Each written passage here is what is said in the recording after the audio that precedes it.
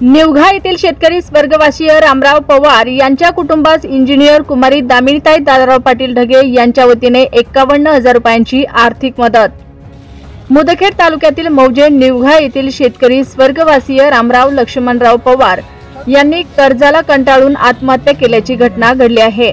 दिनांक 19 सप्टेंबर 2024 रोजी निवघा येथील स्वर्गवासीय रामराव लक्ष्मणराव पवार यांनी कर्जाला कंटाळून आत्महत्या केली असल्याची घटना घडली असून या घटनेमुळे पवार कुटुंबियांवर दुःखाचा डोंगर पसरला असताना या घटनेची माहिती गावकऱ्यांच्या वतीने भोकर विधानसभेतील दान महर्षी दादाराव पाटील ढगे यांना दिली असता दिनांक 23 सप्टेंबर 2024 रोजी भोकर विधानसभेच्या काँग्रेस पक्षाच्या युवा नेत्या इंजिनियर कुमारी दामिनीताई दादाराव पाटील ढगे यांनी निवघा येथील पीडित पवार कुटुंबियांची सांत्वन भेट घेत पवार कुटुंबियांना 51,000 रुपयांची आर्थिक मदत केली।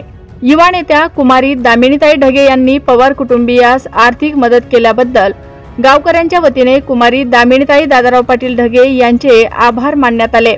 यावेळी निवघा येथील सरपंच सौ गोदावरीबाई थोरात, माजी सरपंच दादाराव पाटील पुयड, मुदखेड तालुका अध्यक्ष काँग्रेस कमिटी प्रताप देशमुख बारडकर, बालाजी पाटील नागेलीकर, ओमकार ढगे, प्राध्यापक संदीप कुमार देशमुख, राजेश पवार, भगवान पवार, योगेश पवार, माजी सरपंच श्रीनिवास पाटील महादलवाड, गणपतराव शिंदे नागेलीकर, उपसरपंच डोंगरगाव संजय सावंत, गोविंद गाडे, ऋषी पवार, शंकर पवार, पंढरी पवार, देवीदास पवार यांच्या निवघा तळी उपस्थित होते। रामराव लक्ष्मणरावजी पवार यांनी कर्जबाजाराला कंटाळून आत्महत्येची एक दुःखद घटना घडली। या घटनेमध्ये पूर्ण तालुका काँग्रेस कमिटी आपल्या दुःखात सहभागी आहे आणि या दुःखातून आपल्याला सावरण्याची ताकद मिळू यासाठी आम्ही ज्या पद्धतीने या कुटुंबियांना, भूमिहीन कुटुंब आहे, या कुटुंबाचे 2 मुली आहेत, या कुटुंबाला कुठेतरी आधारवड पाहिजे आहे, परंतु आत्तापर्यंत शासनानं कितपत दखल घेतली माहिती नाही। परंतु आत्ता तहसीलदार साहेबांना फोनवरून बोलणं झालं, त्यांनी निश्चितच त्यांचे जे प्रतिनिधी येऊन याचा अहवाल त्वरित शासनाकडे पाठवतील आणि येणाऱ्या जिल्हाधिकाऱ्यांच्या बैठकीत जी काही शासनाची मदत आहे ती मिळवून देण्याचं आश्वासन त्यांनी दिलं आहे।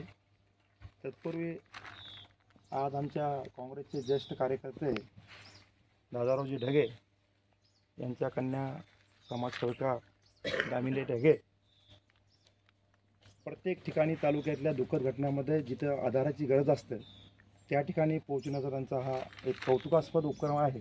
परंतु एखाद्याला म्हणजे कुठलाही आधार नसल्यानंतर त्या कुटुंबाला सावरण्याची ताकद देण्याची त्यांची जी संकल्पना आहे फार प्रभावी आहे आणि यामुळे एक कुटुंबाचं ज्याला म्हणतोय की गरिबीची जाण काय असतं ती जाण त्यांनी जाणून आपल्याला या गावात आपल्या नगरीत येऊन आपल्या कुटुंबियाची सांत्वनपर 51,000 रुपयाची मदत त्यांनी दिलेली आहे।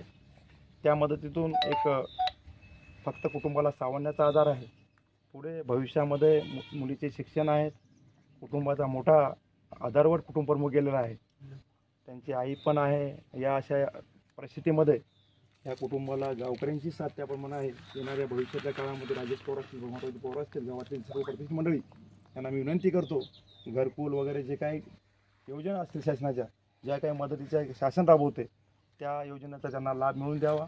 तसेच शासन स्तरावर कुठे जिल्हा स्तरावर जर अडचणी आल्या तर आम्ही त्यांच्या सर्व सोबत आहोत। काँग्रेस कमिटी या नेत्याने आम्ही त्यांच्या हाकेला केव्हाही धावून जाऊ एवढे या प्रसंगी सांगतो। या दुःखद घटनेमध्ये आम्ही पूर्ण काँग्रेस कुटुंबीय आपल्या सोबत आहोत आणि येणाऱ्या काळातच आपल्या कुटुंबाला धीर मिळो हीच ईश्वरचरणी प्रार्थना करतो। ओम शांती, ओम शांती। मुक्काम पोस्ट निवघा, तालुका मुदखेड, जिल्हा नांदेड।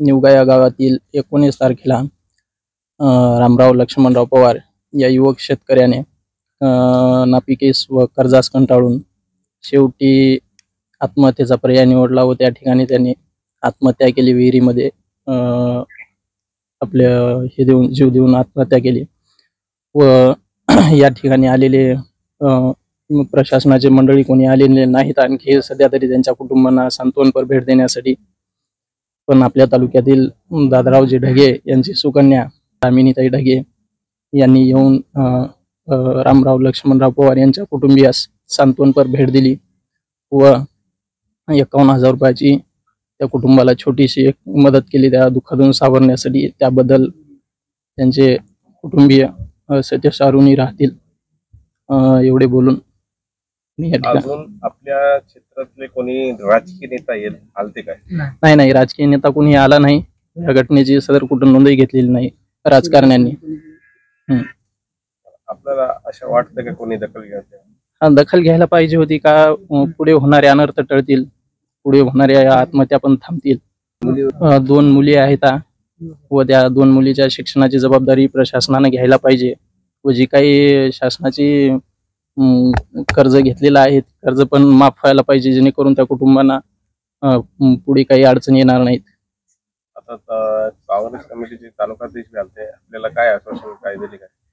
त्यांच्या शिक्षणाची जबाबदारी घेतलेली आहे आणि पुढे काही जे काही शिक्षणासाठी लागल ती मदत करायला त्यांनी आश्वासन दिलेलं आहे आणि रोख स्वरूपामध्ये 51,000 रुपयाची मदत केलेली आहे त्यांनी.